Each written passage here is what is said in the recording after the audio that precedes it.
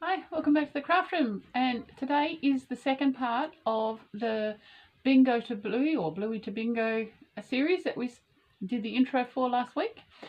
In today's episode I am showing you how to make a potato, which is the body part of the pattern. I'm recording this video back to front, so I've already done it, but that's what this video is telling you how to do. I'm going to give you how to do the whole body, how to do a belly piece so that it is in line with the head, not like my blue one, and also how to make your own spot for the back, because Bluey has one spot, Bingo has one spot, not three spots. Also, we'll talk a bit about different things you can do to make your Bingo or Bluey look a bit more accurate. The other thing I want to say is, on the first one, I said when you download your version of the pattern off the website, watch that you don't miss bits. I found out why. Because what I thought, my printer only has black ink at the moment. So I thought, well, to do the videos, I better get a coloured one. So I went to the local office supplies store and pressed print. Didn't change anything. And it came out this big. So this is how big a normal printer is. This is how big this is formatted to come out. So in the resizing to fit your home computer, you lose bits. So just so you know, you may need to either get a very big copy or play around with the sizings on your computer. So I'd say if you're going to print it out yourself, or just use it on your phone or a computer, that way you're going to get it all. So you need all the ingredients that I gave you on the first video, and you need a fair bit of stuffing because you've got to stuff it reasonably hard to make our potato. And on with the video. So for this video, it is the beginning, and I'm going to show you how I made the body part of my Bluey dog. Now I'm going to show you what I did different using the pattern from the official website, like I said in the intro. But what I like to show you today is what I don't like about this dog. And the main thing I don't like about this dog is that the nose part does not line up with the belly. And I can't fix it because the colours are done as you make the body. So for the Bingo that I'm going to be showing you how to do the pattern with, that's what I'm going to be, the main change is that I am going to be doing the belly separate, and I'll show you how I work that out. The other thing I don't like about this, it's not so noticeable on the head, but on the body, because we are carrying the yarn, it's pulling, and you can see the stuffing along the side of the belly. And also this first carry I can see, but that's on me, that's not on the designer. So that will be the main difference in the body. The other difference is it's made from the top down, which is unusual from the toys that I have made. We usually make them from the bottom up because of two reasons. One is that there's usually ears or hair or a hat or something on the top to cover your join, and it stops bumhole blowout. And what I mean by that is, once you start stuffing this, for a child, you will need to stuff it fairly firmly. And because we are using acrylics stretch. And so you have your decreased stitches start gaping slightly. I mean, I try and pull it in as much as I can when I was decreasing, but as soon as you let go, they spread. So generally most child's toys are made from the bottom upwards so that you can counteract that at the top with covering it with ears or hair. That was one of the first big surprises when I made this. The other big surprise is that, well, actually there was a couple of surprises.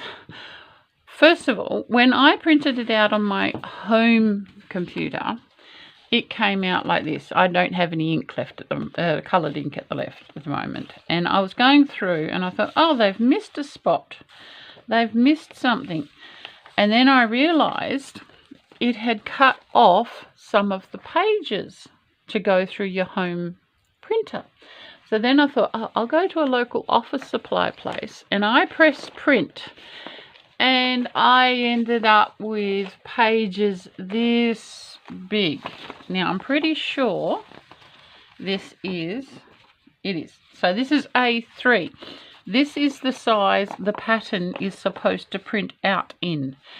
And it was a surprise. It didn't cost me any more from the shop, but just so you know, to get everything in there, it's designed to be an A5.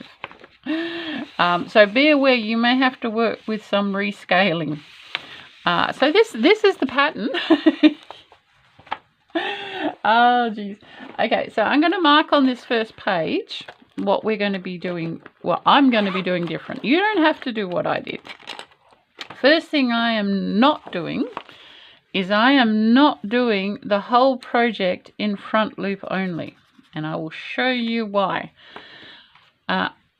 This little sample here I did in front loop only, and the biggest problem with this is how big the holes get and how stretchy it is.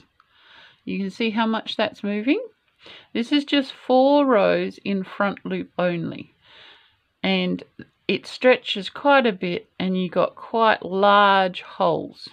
Now the problem with that is that this character is meant to be fairly angular, fairly square, and I did all this one in both loops, and he has retained his shape a bit. He hasn't got the square top head, but that's another story.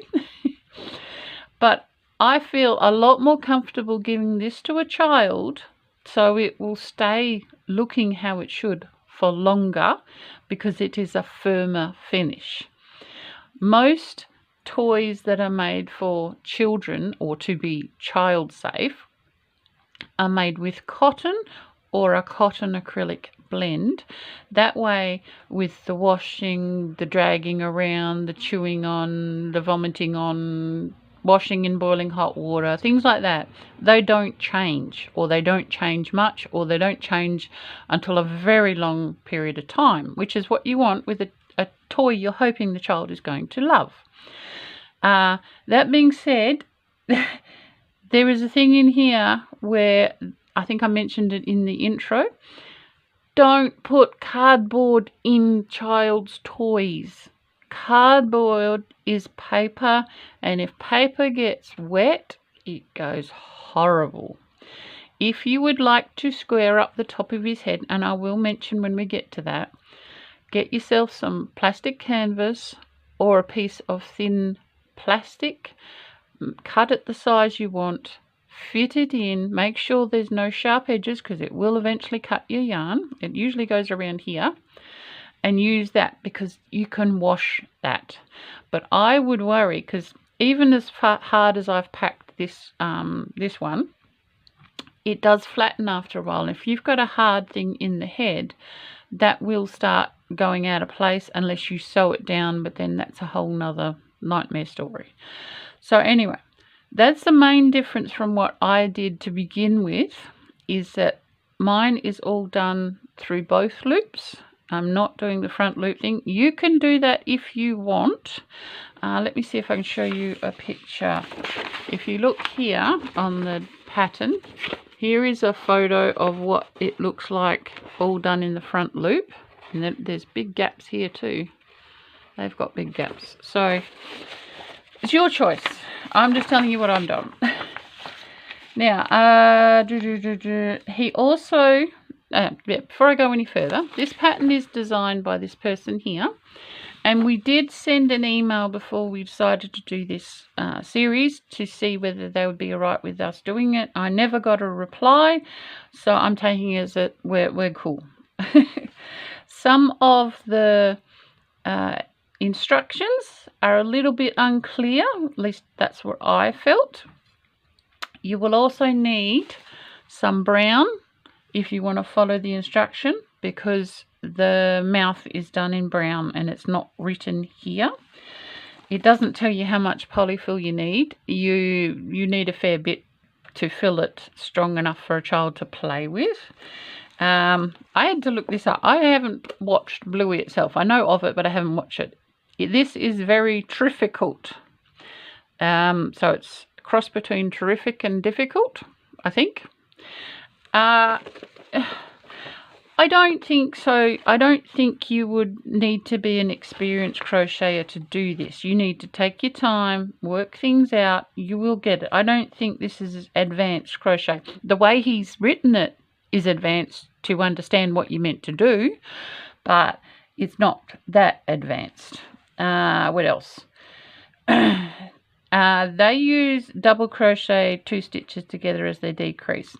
I use amigurumi decrease because it stops you getting holes. I will show you that one as well. This is written in double crochet. Now, this is written in English terminology. So this double crochet in USA would be single crochet. You got to make sure you notice that this is English terminology. This designer is Australian.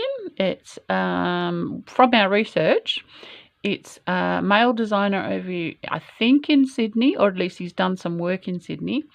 And he seems to be mainly crocheting wearables for wearable art. So maybe this was his first toy. I'm not sure. Some things on here I really think should have been caught in testing, but anyway, doesn't matter. What else? It does not say on here anywhere that I could find how you do the rows. I've worked out, because it's not telling you to slip stitch or join with a slip stitch or crochet up one, I'm assuming it's done in a spiral. Okay, so that is true for most amigurumi and toy making, is that you do it in a spiral. That way you don't have a join. Something else that makes it difficult is these spots are done as you go. You don't have to do that. I will show you how you can make them a piece, because see, it's happened here again. It makes the holes on the side of it quite big. If you're experienced doing colour work, you might be able to mitigate that, but you know, there's easier ways to do this. I'm trying not to pick on the guy. I mean, he did it. So what else is there? They use this coating, which is going to work good for us because we're going to do bingo. So they've called the dark blue yarn, which is on the head, the end of the tail and the spots and the back of the ears, C1. The plain blue yarn is the main body, the forehead and the arms and legs. And then the light blue yarn, eyebrows, belly, hands and feet. I think there's some on the tail. No, there's none on the tail. So you got to have 3 types of the blue, 1 type of the yellow, a white, a black, and a brown, but only a small bit of brown. Okay. You will not yarn needle. Now it's a 3.5mm crochet hook. I am using this one, and that's fine because we're using 8-ply yarn. 8-ply, it's written up here. All right. So what I do first, let's go to the next page. We're starting at the top of the head, like I said. I'm going to show you a lot of this dog on this one because it's it's nearly Christmas and this was a Christmas present, so you may not have it for the rest of the videos. We're starting with a magic ring, and that's a standard breakup. Just remember, I'm not doing it in front loops only. I would put a marker on the first row of every stitch so that makes it easy for you to count, and I will do the color swapping here so I can show you that. We've got to get 1, 2, 3, 4, 5 rows done before I can start showing you that, and I think that'll do for now. So I'm going to move this out the way. Make sure you download your own copy and maybe have it on a phone or a tablet or something, because it's quite big. And for our dog, we're doing bingo, if you remember. Put this up here. We're going to use this. It's like a orange, darker orange. And let me hope I've got an end. Yes, I do. Wow, middle. So yeah, this is quite thin yarn. And also, that's the other thing. It doesn't tell you how big the dog works out. So let me measure mine and we'll write it on our pattern. Get measuring tape. So if I lay him on his face and we measure him from the tip of his ear, which is there, to this tail, is about 23 centimetres. So we shall write this on here. 23 centimetres. It's not written anywhere on the pattern that I could find. Alright, so move the dog out the way. So we are starting with a magic ring on the top of his head. Now, magic ring, in case you don't know, over, and then you want to cross there. You see how that's made a cross? And I'll hold it up here. We want to go under that one, over that one, pull that through, give it a little twist so that you've got it clear. Pick up that and pop it through. And then you can move your fingers out. What this does is it makes a ring that we can pull tight by pulling this yarn end. And we are starting not with the normal 6, we are starting with 10. So we'll just do the 10. That first bit doesn't count as a stitch either. 1, 2, 3, 4, 5, 6, 7, 8, 9, and 10. Alright, so that's our 10. Now, what I'm going to do is I'm just going to get the stitch marker off my bracelet.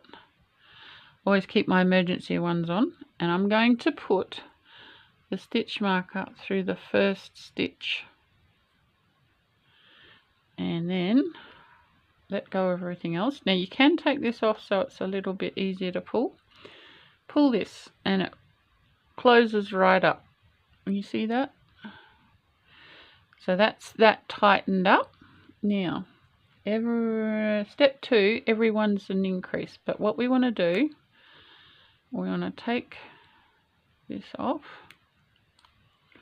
Put it in your mouth for chef-kissing. And go through that stitch that we just marked.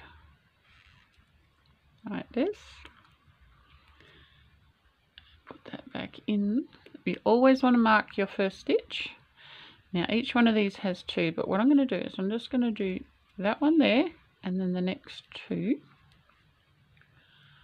1 and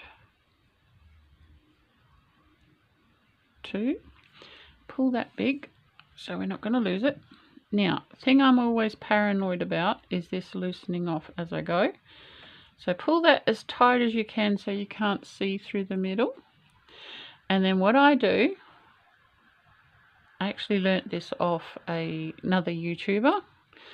And it's a lady who makes a mermaid bag. And it's such a good idea. So we just pull that through. That's one loop. And we'll do it again. This is on the back. I'm holding the loop down with my thumbnail and then just put your thumbnail over it and pull up. Now what that does is it puts a little tiny knot here just to hold that closed so you're not worrying about it. I'm still going to weave this in, but it allows me to keep working without worrying about the magic knot coming undone. So the next thing I'm going to do, I'm going to stop this video, and I am going to do the next 5 rows because they are standard circular increases. Then there's nothing difficult in them. You don't need to see me do that. And I will come back when we're about to introduce the forehead colour. So this is the start of the one I did right there. So I'm going to do all these, and then the next row is when we add this forehead colour in. So I'll come back and I'll show you that. Alright, so I have done the first 5 rows. That is up to the one where we have 3 DCs and then 2 together. That's your increase, 2 together. And it's made this like twisted potato chip. Now this is right. It's because we started with 10 stitches and not 6. When you start with 6, you have a flatter circle. So this is correct. If it's all twisted up like this, it's not wrong.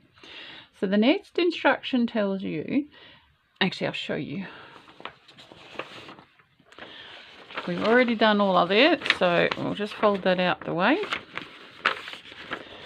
Now, it's now telling you, you will now continue the rows around the circle.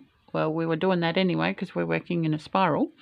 Changing colours as noted. Noted meaning where he tells you to, not how to do it. You may leave a marker if required, but where? A marker where you've got to do it, a marker where the row starts. I'm going to assume, now I could be wrong, I'm going to assume leave a marker for the beginning of the row because all these counts and finish at a beginning of a row. So carrying on from that, rows 6 to 13. So that is 6 rows. You're doing the same thing. Remembering this is in UK terms, so our DCs are actually SCs for US terms. So it's 23 SC, single crochets, in C1, which is the one we're already using. Then you want to do 4 DCs in the lighter colour, and then go back to the C1 to finish it off. Now what that means is you're going to have to carry the C1 past the 4 and then pick it up again. I will show you how to do that, but you've got to be aware to not let this get too tight under the 4 that you're double crocheting. This is how we end up with the pulls, because it's too far. If you are able to catch it with the 4 single crochets, it's not too bad. But when you get a bigger number, like down at the 10, you might want to try and catch your float, which is the carried yarn, somewhere along the middle, just so that it's not pulling too tight when you get to the other end. You will see what I mean. So I'm just going to show you this row here, because we're going to have to repeat it 6 times. You don't need to see me do that. So I'll show you the first row, and then I'll go and do the other 6 rows, and then I'll come back.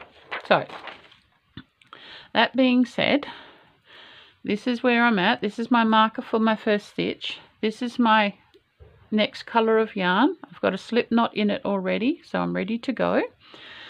So as usual, take your stitch marker out, hold it in your mouth while you do the first stitch. That way you're not putting it down and forgetting to put it back in. Just like that. Right, so that's got our first stitch done. So we need 23. So that's 1, 2, 3, 4, 5, 6, 7, 8. Where is it? There it is. 9, 10. And just wanted to say another reason why I don't really like using pure acrylic yarn is it starts to fuzz up because your hands are rubbing on it as you make it. But we'll carry on. So that was 10, 11, 12. Feel free to fast forward me. 13, 14, 15, 16, 17, 18, 19, 20. That was another thing I was going to say. If you would like your stitches more uniform, you can train yourself with the yarn under method. Now I'm going to show you. I'm at 20. I always stop at a whole number so I know where I'm at. The normal way I do my stitches is like this, where the yarn is going over my hook and then I pull it through. Yarn under is you go on top. You see how that? And you just pull it and then on top again. It is more difficult to master, but it also gives you a tighter, neater stitch. So I'll show you again. That's the way I normally do it. So I'll go like that, and the yarn is going over my hook.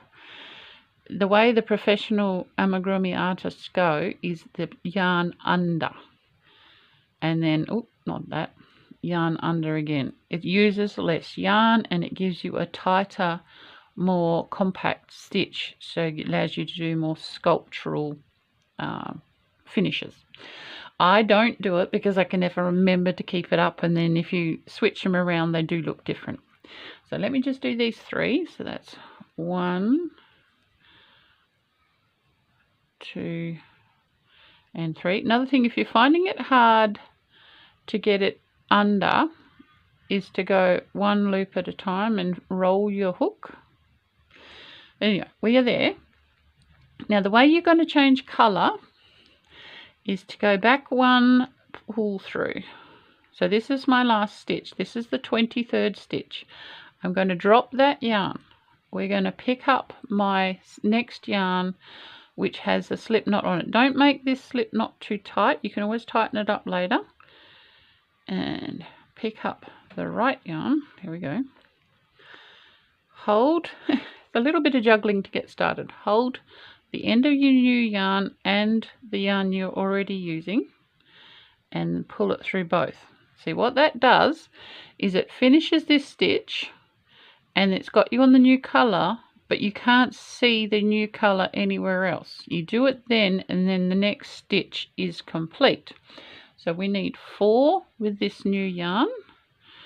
So we are going like that, but what we also need to do is we need to carry that. Now I like to lay it on top because it's the same colour as the stitches we've just done, so you're not going to see it on this row at least. That's 2 and 3 and 4. Now this is our last one, so we're going to do the same thing again. Drop the new yarn, pick up the old and pull through to finish. Now this one here is going to get a little bit loose as we go around. We are not carrying this yarn, we are only carrying the yarn we're going back to. I'll just do the next stitch. Actually I'll do 2 just to be on the safe side. Oh, why not do 3? Then we know we've done the 3. We're starting with a whole number. All right, so that is our first colour change row. You see the 4 stitches there. I will show you the back. This is the end of that. This is where it's hanging. And we have carried the darker colour under these stitches so you can't see them.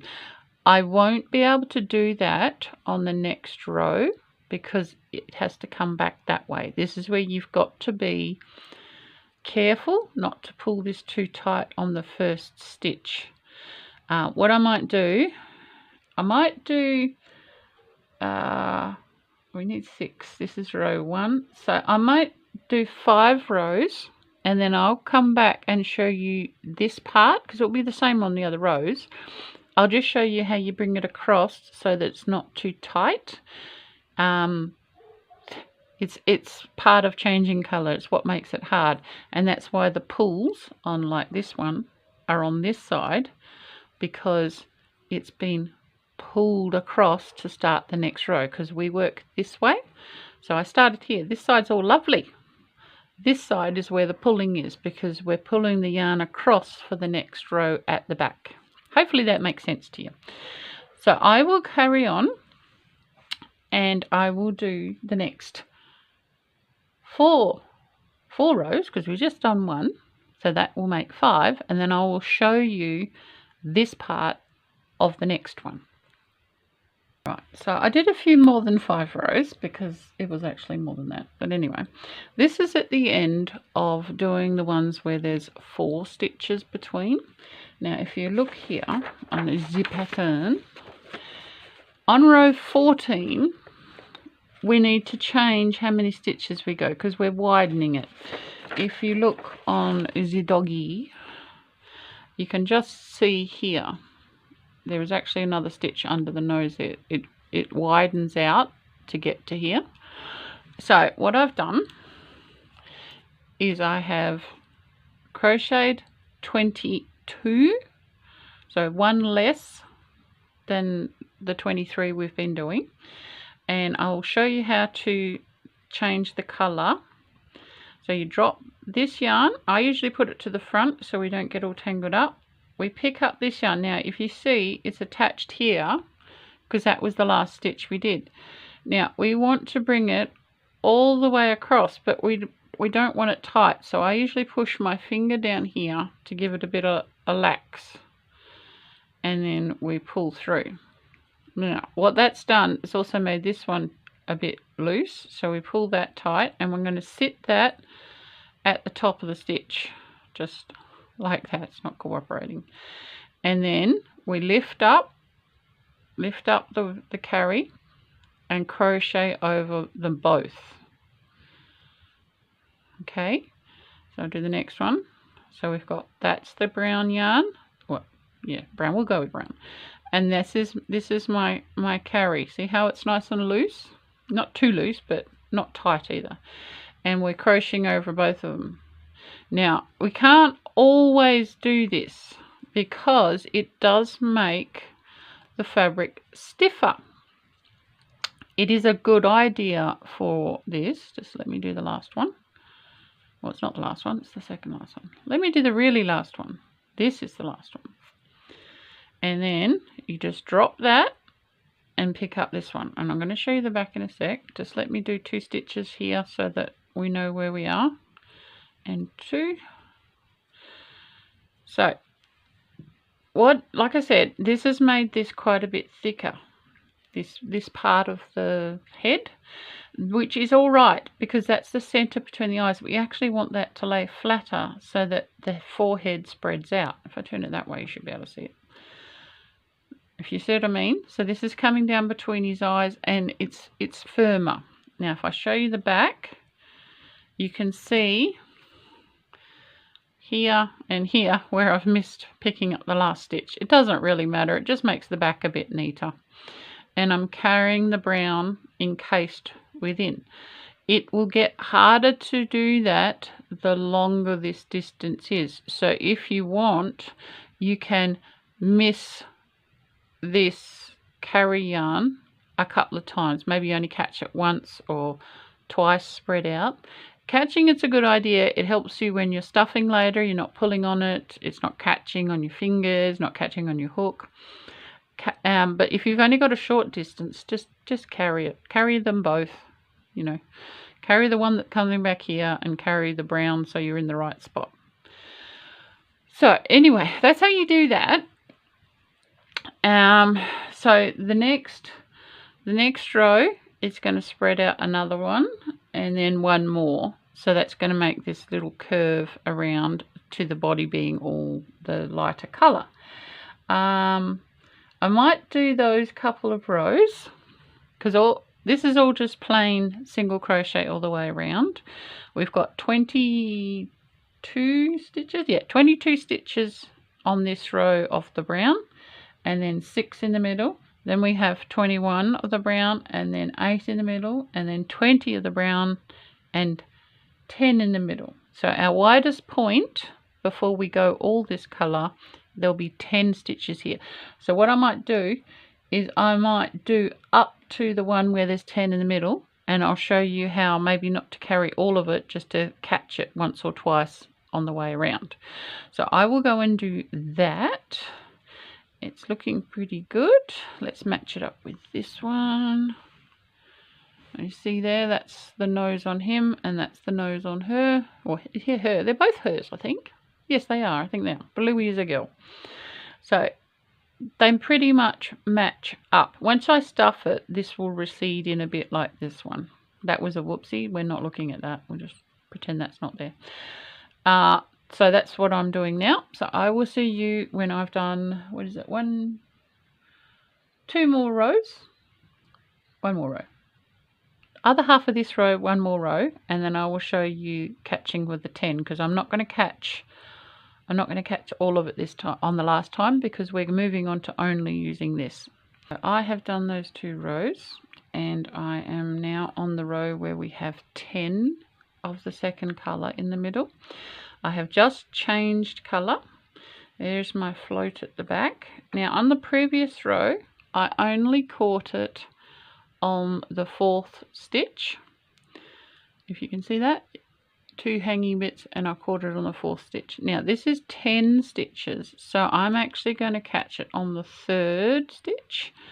So I've done 1. This is 2. Haven't caught it.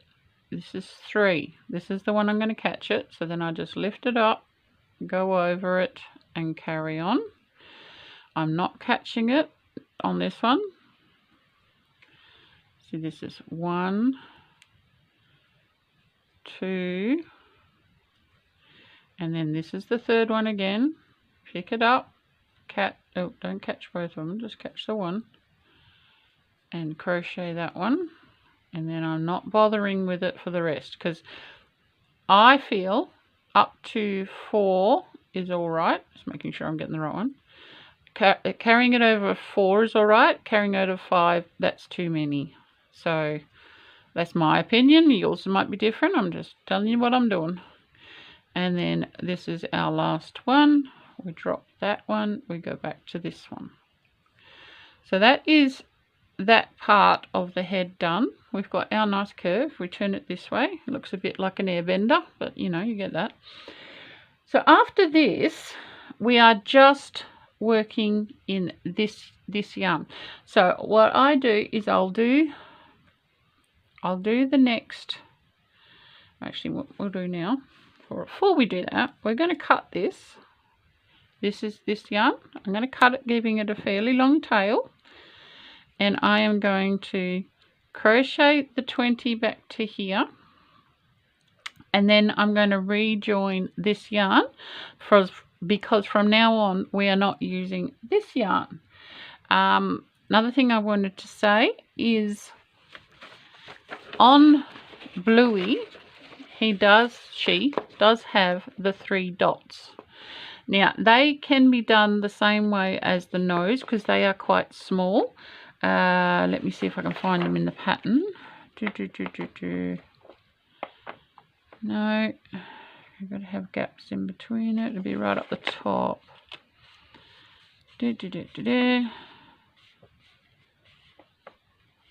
Ah, here we go. This is where it's starting. Because C1 is our darker color. So it's 46.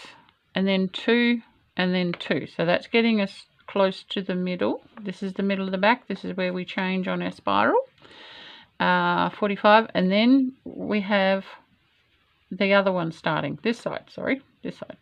So then it's only 2 in C2, 2 in C1, then 41 in C2, 4 in C1, 1 in C2. So this is your color switching to do the dots at the back. If that sounds incredibly complicated, and it does sound incredibly complicated, if you're doing it step by step, it's doable. What you can do is you can do the same way as I will be doing the belly, which I can show you now. See, I'm going to be doing the belly in this cream that I have here. Let me hope that I have found an end.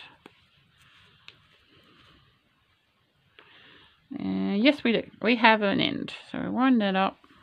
Excuse me for that. I haven't got this one out yet. So you can do the dots the same way as I'm going to do the belly. So C3. I don't know what we did with that. What do we do that? It's over here. So C3 is the lightest blue yarn on if you're doing Bluey. It is the cream on mine because I am doing Bingo. So let's just put this aside at the moment. Let's put another stitch marker on that so I don't lose that. We're just pausing because I want to show you the belly. And the reason why I want to show you the belly, once again, is because following the pattern, it doesn't line up. Now, I do think there's two reasons for this.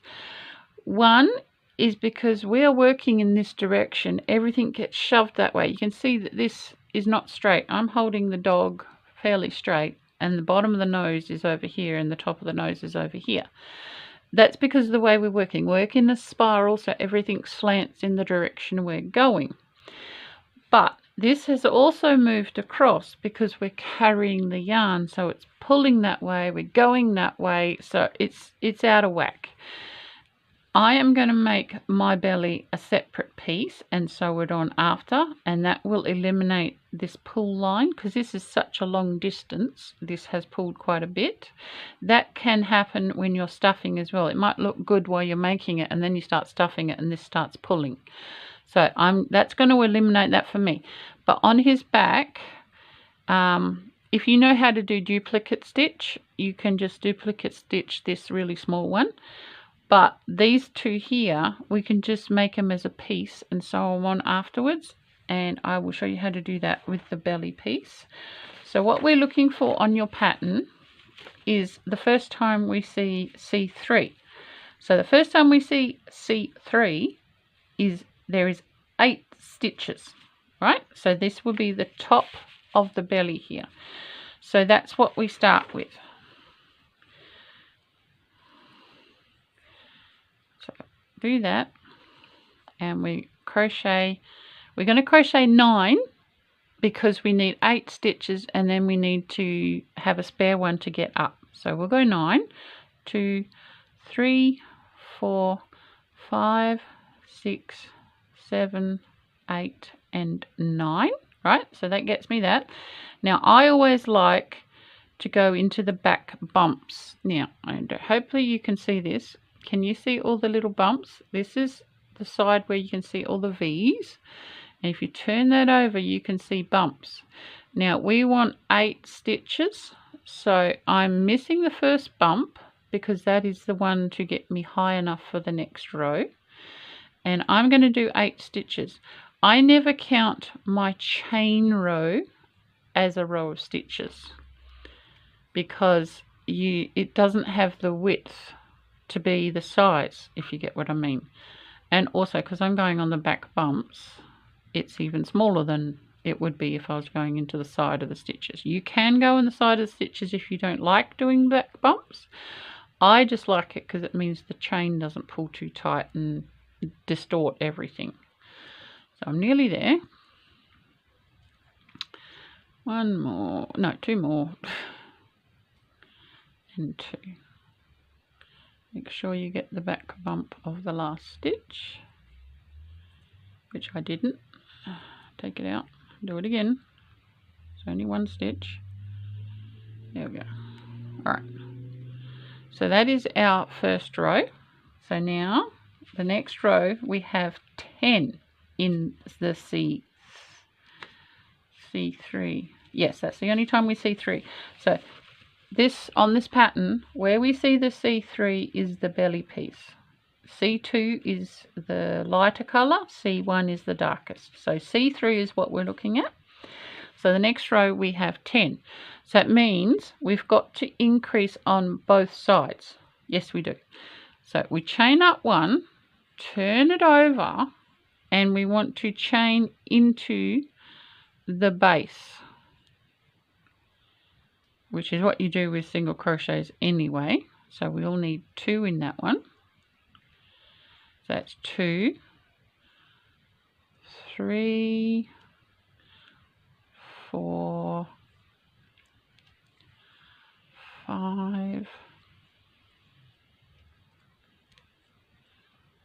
6, 7, 8, and then we need 2 at the end. So we've now done our increases.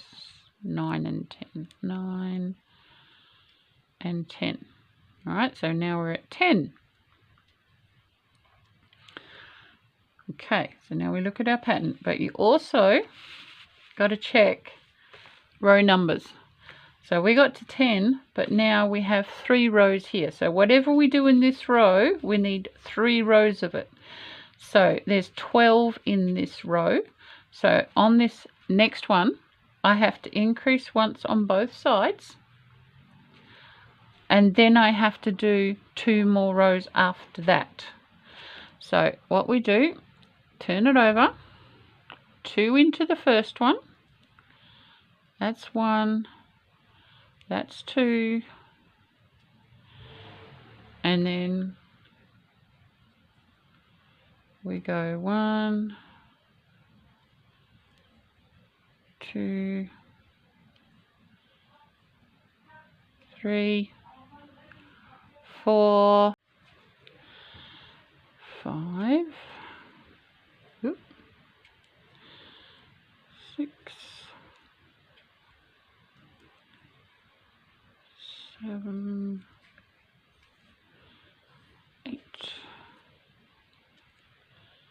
9, 10, and we're going to make this to 12, so we put 2 in the last one. 1 and 2.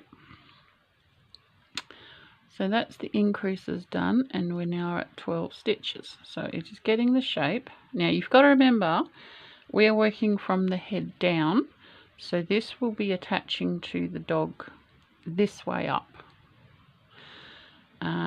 which is fine. So like where were we? We have 12, so we need to do 3 rows with 12. Well, actually no, looking at this, bring it up.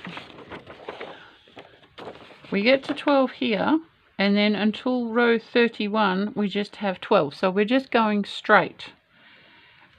And yes, okay, so what I'll do is I will finish that off. So 25 to 31, that's 6 rows. Might be right this time. Well, actually I know I need to do 5 rows because I just did that row. So 5 more rows, and that will be the belly done. So I will finish that, and then I will come back and I will show you how to work out how many rows to do on the rest of our potato. I will see you in a bit. I have done the instructions up to row 31, and this is all I ended up with. Now I had the same problem before, and I actually looked on the picture, and I also looked, not on that one, where's the last page, on this picture on the last page, and counted up the rows on the belly, and there is more rows on this belly than there is written pattern. So I ended up adding another 5 rows on the whole thing, so I will have to do 5 more rows on this and 5 more rows on the main pattern for it to match up with the distances between the arms and the legs, because once you finish this, you're not told what color this is, and this is basically the decreasing for the bum. So there's no belly in there. You actually have 1, 2, 3 rows, 4, 5 or 6, 5, right. So from there to there is those rows. So the belly doesn't go any further, but it's too short as it is. So if I put it next to it, it's too short. So I added 5 more rows of just in the same size. So I've written that on here where it says +5, but you also need +5 of the body piece. Now with the body piece, it's actually quite easy because we're not doing the color change here, and if you're I'm doing, keep getting confused. I'm doing Bingo, who only has one dot on her back. So I will make another piece like this, and I will probably make it this one's size. So I'll do the same thing as I did with the belly, work out which one in the C2 is the bigger one, and then write down what stitches and make a patch, and I will put that on afterwards. That way it's actually her patch is here somewhere, so I'll put it on there. So that's all you do for the body. So what I will do, I will finish off this part up to the decrease, and I will even stuff it, and I might even either pin or sew this on so you can see its placement. And that will be the end of this episode. So in a tick for me, but not a tick for you, I will be back with that. And I am not doing this. I'm going to take that out. Yeah. We do not want cardboard. Okay, I'm sure you know how I feel about that. Cut out a disc, not a cardboard one. The size of the top of the head, insert into the body, stuff Bluey's body with polyfill, and commence closing the body. So I'm going to get it up to there just to show you these decreases to make the bottom. I will not be putting any disc in the top, but you can, and the way you work out your disc is you want it the size where this stopped expanding. So it's about there. I don't know where my measuring tape has gone. It was here a minute ago. Measuring tape, there it is. Alright, so you want your disc, if you're putting a disc in, to be approximately 5 to 6, 5 to 5.5, around that round. If you look on the cartoons, the top of the head is flat. This is why they started with 10 stitches, so it's flatter. And if you want the cardboard so it's really flat, this is what you need. So you'll need a circle approximately 5 to 6 centimeters in diameter. And what I would also do, if you're going to put the circle in, put a hole in the middle, or 2 holes, and sew it in place on your magic circle. Maybe even use, if it's long enough, the string from your magic circle to sew your disc in place so it doesn't shift around and go all wonky on you if the thing ever gets washed, which it should do because it's a child's toy. So I will go and do what I said, and I will show you a almost completed potato next time you see me. Orange potato. Okay, 1,000 stitches later, and we are ready for the next step. So that is all the plain rows done, because we're not carrying the yarn in this part, they're just done plain. So I added up on the pattern here how many rows are written here, plus the 5 extra that we added onto the body. So that was 20 rows, and we had 50 stitches in the row, so 20 times 50, I think that's 1,000. Let me know in the comments if my maths is off, but I think it's 1,000. And I have stuffed it not over firm, just, you know, reasonable. The other things I did, I finished the belly and I pinned it on this one just to make sure it's the right size. I also did the dot for the back, which, if you remember, I wrote out what these were, this lot here. So that's that there. And the instructions are right here, big dot. So it was 3 stitches to start with, then it went to 5, and we did that for 3 rows, and then we reduced to 3. So that's what made up the big dot in the darker colour on the head. Excuse me. Alright, so this is now done. So the next thing we have to do is the decreasing. But if you remember from the other dog, is that we don't want this to happen. around the bottom where we decrease. So what I have done, and I've done it on other things, so I thought it would work this time, is I've made a modesty piece, modesty panel. And what this one's going to do is we're going to do probably the first 2 rows of decreases. Then we're going to put a bit more stuffing in, because I haven't put it right up, because we've got to be able to do the stitching. So we'll put as much stuffing in as we can, and then I'm going to put this piece here and then do the last decreases. And what this will do is it will sit underneath and it will stop the gaps showing. I will show you that. So to make that piece, this is the instructions to do it. I'll hold it still for you.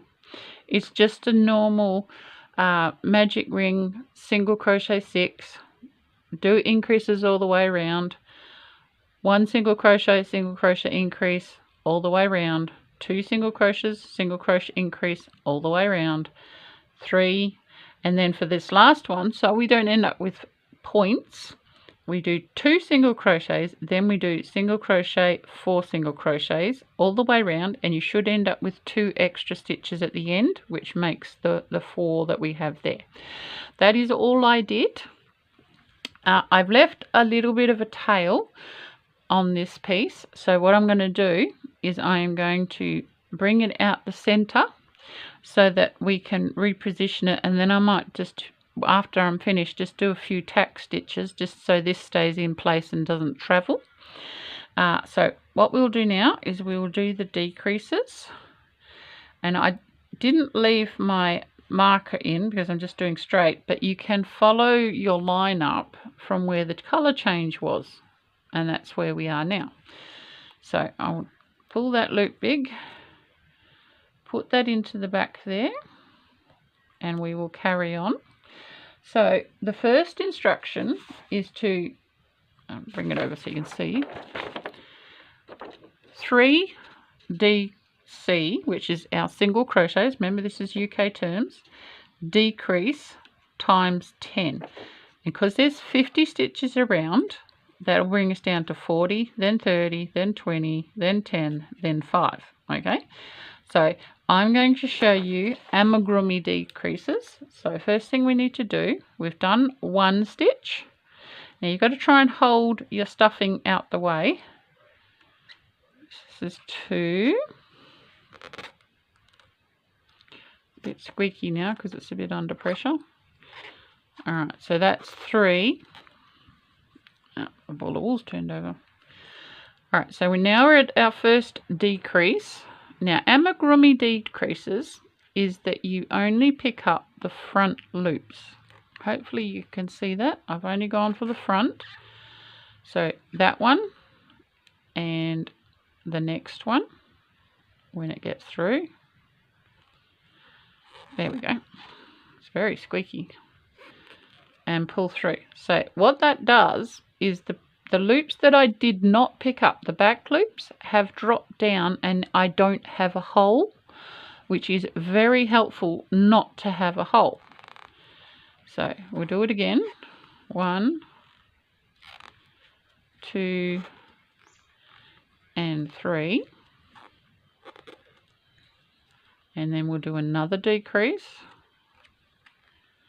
1, and come on, 2, and then pull through the lot, and that's our second decrease. Once again, no holes.